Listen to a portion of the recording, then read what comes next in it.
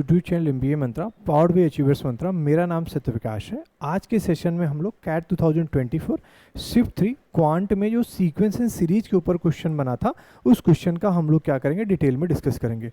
So let's start this video. और एक बार आप क्वेश्चन पढ़ लीजिए जहाँ पे क्वेश्चन दिया था कि कंसीडर द सीक्वेंस T1 की वैल्यू मतलब जो आपका T1 1 है उसकी वैल्यू 1 है, T2 की वैल्यू कितना है -1 है, और ये nth टर्म उसकी क्या है बेटा, दी गई है। और ये nth टर्म किसके लिए कंसीडर की जा रही है बेटा, for n is greater than 3 के लिए कंसीडर की जा रही है।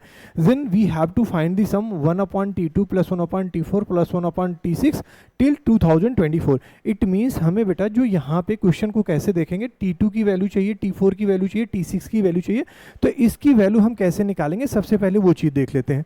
देखो यहाँ पे इन्होंने क्या दिया, nth टर्म दिया है। तो एक बार अगर मैं nth टर्म यहाँ पे लिख लेता हूँ तो nth टर्म इन्होंने क्या दे रखा है, n-3 अपॉन में क्या दे रखा है बेटा, n-1, और इसके साथ जो एक टर्म और इन्होंने लगा के रखा है वो क्या दे रखा है बेटा, n-2। अच्छा ये n टर्म किसके लिए वैलिड है, for n is greater than 3 के लिए वैलिड है। अच्छा मेरे पास T1 की वैल्यू ऑलरेडी पता है, T2 की वैल्यू ऑलरेडी पता है, तो मैं बेटा T1 और T2 के बारे में ना सोच के मैं किसके बारे में सीधे सीधे सोचूंगा, यहाँ पे T3 के बारे में पहले मैं निकालने की कोशिश करूँगा।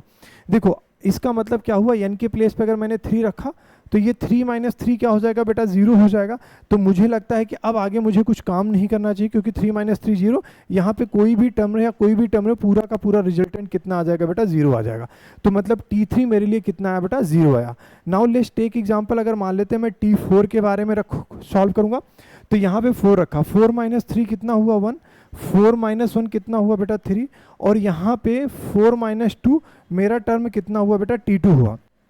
अब मुझे क्या मिलेगा, T2 मुझे ऑलरेडी पता है, T2 की वैल्यू कितनी है, -1, तो ये मेरा जो रिजल्ट हो जाएगा 1/3 मल्टीप्लाइड बाई -1 करूंगा तो मेरा रिजल्ट कितना आएगा, -1/3 आएगा।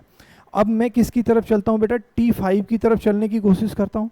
तो T5 फिर निकालूंगा तो 5 में से 3 गया बेटा, कितना हुआ, 2, और 5 में से 1 गया, यहाँ पे कितना है बेटा, 5 में से 1 गया, कितना आया, यहाँ पे आ गया बेटा 4 आ गया।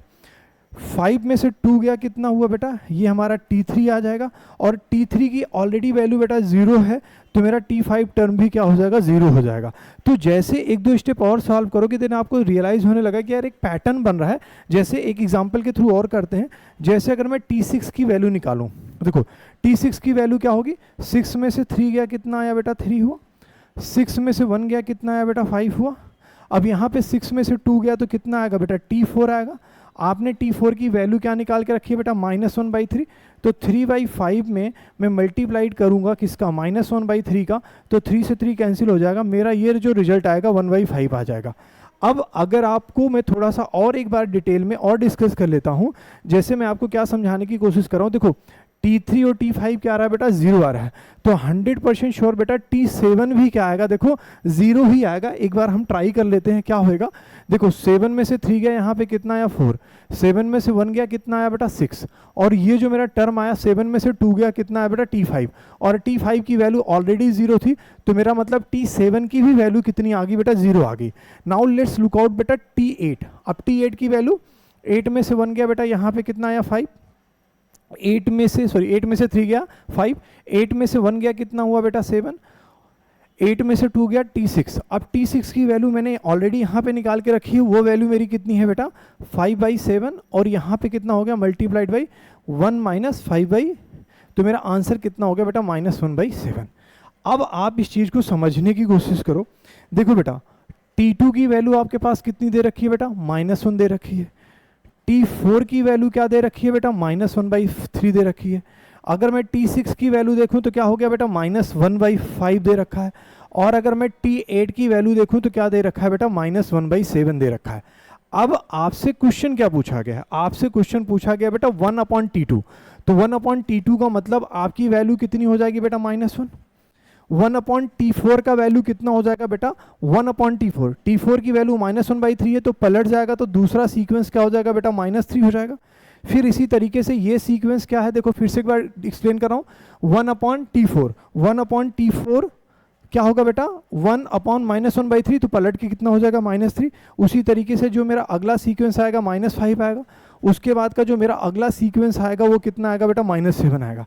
अब बेटा सबसे इंपॉर्टेंट रिजल्ट ये समझना है, अच्छा ये टर्म कहाँ तक जाएगा।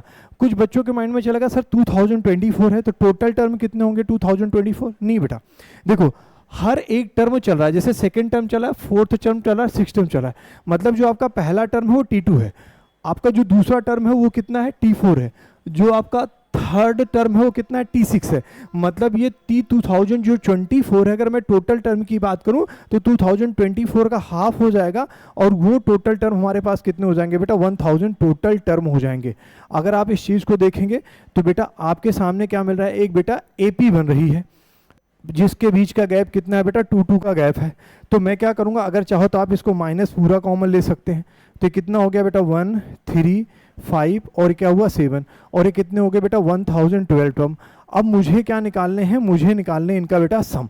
तो सम तो हमेशा सम, क्योंकि पहला ये माइनस कॉमन लिया तो टोटल सम किस में आएगा, नेगेटिव में आएगा। टोटल टर्म मेरे पास कितने हैं 12 है, तो 1012 डिवाइडेड बाई बेटा 2a, मतलब जो फॉर्मूला होता है 2a n-1, मतलब कितना हो गया बेटा 1012 -1 इंटू डी, डिफरेंस कितना है बेटा 2 का है। अब देखो इस 2 से मैं इस 2 को यहाँ पे क्या कर सकता हूँ, कैंसिल कर सकता हूँ।